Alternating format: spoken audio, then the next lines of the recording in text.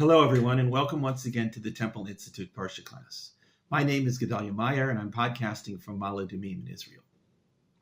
If one were to take a poll asking what is the single greatest achievement of humanity, what would be the winner? Some might say it is our ability to communicate our thoughts in words. This is the creation of language, undoubtedly a major accomplishment of early human beings that has continued to shape our lives to this very day. Others might say it was the invention of mathematics, the science that has enabled us to make sense of our world. Still others might push artistic creation, such as works of art or music. There will be those who will insist on something of more modern vintage, like the computer or the smartphone or motorized transportation. The results will probably be mixed, but there will not be all that many contenders. Of course, this entire survey has left out what may get the most votes of all, the creation of systems of belief in some supernatural deity. In other words, religion. Well, there will be those who will claim that religion was nothing but a wild goose chase from its very inception. This is a democratic vote, and everybody gets a say. Why would people select this as their pick for the greatest achievement of humanity? Because this has been the single greatest force in shaping the direction of the human race. Regardless of whether one believes any of the things religions push, there is no denying that its influence has been nothing short of earth-shaking. These will likely be the two general categories that will receive votes: scientific or knowledge-based things and religious or faith-based things.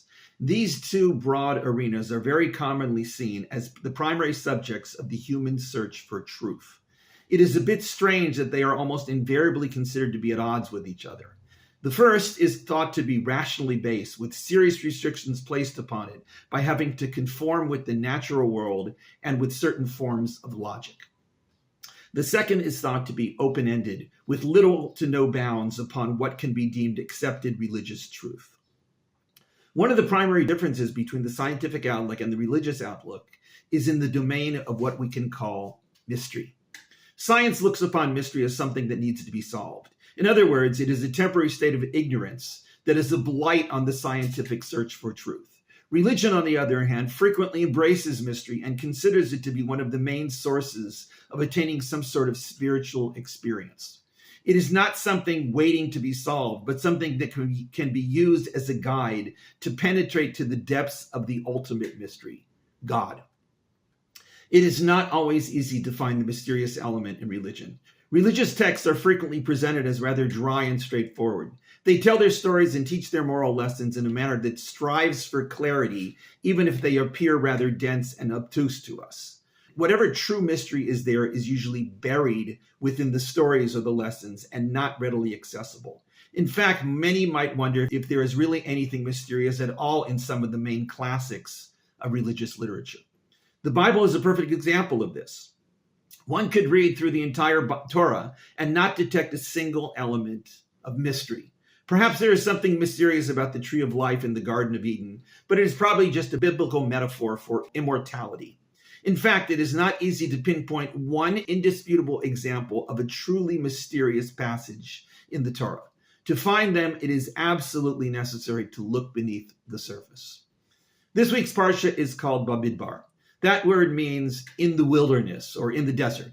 It is the first significant word in the first verse of the fourth book of the Torah, commonly called Numbers, but referred to in Hebrew by the same name as this Parsha, Bamidbar. This is the first Parsha that takes place after the Israelites had left Mount Sinai. This entire book is a narrative telling what happened in their journeys from Mount Sinai until they reached the borders of the promised land of Canaan. This Parsha sets the stage for those journeys in describing the makeup of the 12 tribes of the Israelites and their formation in the wilderness. The population numbers of those tribes are quite large, as anybody who has looked at them notices.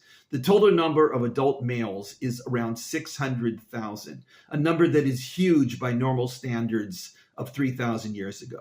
This number is broken down to individual tribes, each of which numbers in the tens of thousands.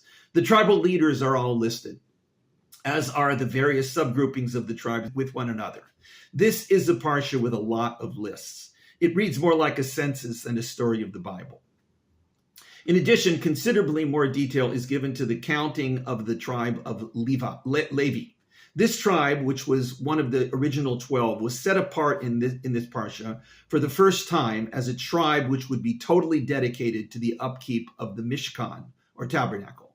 The Levites were the smallest of the tribes for some reason, despite the fact that their count includes the males who were at least 1 month old. Even with all those children, their total was only 22,000. They are divided into 3 subfamilies: the family of Gershon, the family of Merari, and the family of Kahat.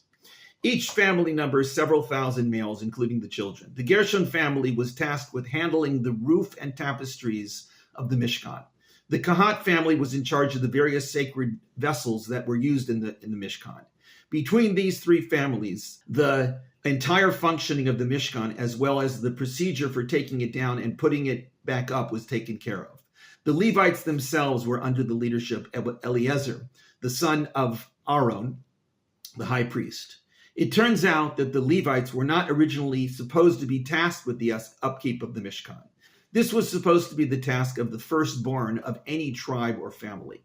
But because the firstborn took part in the debacle of the golden calf, they were demoted from their original status and replaced by the Levites. The Parsha describes how the numbers of Levites and the numbers of firstborn matched almost exactly, so the exchange worked out without any major changes in numbers. There was a slight difference in numbers, however. There were 273 more firstborn than there were Levites who were not firstborn. This difference was accounted for by having those firstborn pay a 5 shekel redemption fee to Aaron and the other priests to be used in their services in running the Mishkan. It happens that this redemption procedure is still done to this day in the Jewish world. Firstborn males in general have to be redeemed by paying this amount of money to a Kohen, or priest, in a ceremony set up for this purpose. It is called the redemption of the firstborn. At the very end of the parsha, we find a rather strange paragraph describing a cautionary rule for the family of Kahat. After detailing how specifically Aaron and his sons should perform the task of covering the holy vessels of the Mishkan when it is taken down, we read, quote, "Do not cause the tribe of the Kahat family to be eliminated from among the Levites. This you must do for them so that they live and not die in approaching the Holy of Holies. Aaron and his sons shall come and place each man at his station and with his burden. Thus they will not come to see the sacred vessels being covered and die." This somewhat ominous warning seems to come out of nowhere. When did it become lethally dangerous to see these holy vessels being covered? There is nothing about the precarious nature of looking at these vessels earlier in the descriptions of the Mishkan. There is something a few verses earlier about the lethal dangers of the Kahat family touching these vessels, but this is the first time we hear about the hazard of looking at them. What exactly is this danger, and why weren't the Kohanim, Aaron and his sons, subject to it? There are 2 general ways of dealing with a question like this. The first is to take things at face value and to accept that it indeed was mortally dangerous for the wrong person to even look at these vessels. Why things worked this way is left unclear, but simply speaking, this was the situation. Why the Kohanim were immune from this danger is unanswered and simply must be accepted. This is the traditional way of explaining this strange phenomena. The alternative is to suggest that there was nothing magical about these vessels and nobody was really in any physical danger from looking at them, and perhaps even from touching them. However, this threatening warning was part of the general sense of awe that surrounded the Mishkan. It carried within itself an aura of invincibility, almost like the cloud that enveloped it when something of significance was taking place within it. This aura included the perception that things were anything but normal within these walls and among these vessels. The danger of any inappropriate gazing at what should not be observed was always there. This aura was the mysterious aura of holiness, an indescribable sense that permeates the space around things that possess it.